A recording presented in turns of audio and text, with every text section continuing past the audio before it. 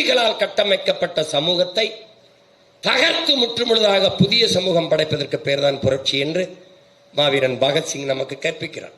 அப்படி வெளிப்படையாகவே அநீதிகளால் கட்டமைக்கப்பட்ட சமூகமாக இது மாறி நிற்கிறது. இதை தகர்க்க வேண்டும். தீய ஆட்சி முறையை ஒழித்து தூய ஆட்சி முறையை மலரச் செய்ய வேண்டும். இல்லை என்றால் அங்கொன்றும் இங்கொன்றுமாக தோன்றுகிற அரிதினும் அரிதான மனித புனிதர்கள் கொல்லப்படுவார்கள். அப்படி கொல்லப்பட்ட மனித புனிதர் தான் சிறைக்குள்ளே வைத்து கொன்றார்கள் என்றுதான் சொல்ல வேண்டும். அவர் மீது சுமத்தப்பட்ட எந்த குற்றச்சாட்டையாவது இந்த அதிகாரம் நிரூபித்திருக்கிறதா? இல்லை. அநியாயமாக ஒரு நல்லவரை கொண்டிருக்கிறது என்று யாராவது நாட்டு மக்கள் துடித்திருக்கிறார்கள்? இல்லை. நம் சபையோர்களாவது வெகுண்டு எழுந்தார்களா? இல்லை. இதிலிருந்து என்ன தெரியுது என்றால், நமக்கென்று பேச, குரல் எழுப்ப, நமக்கென்று ஆதரவு கை நீட்ட யாருமற்ற நிலையில்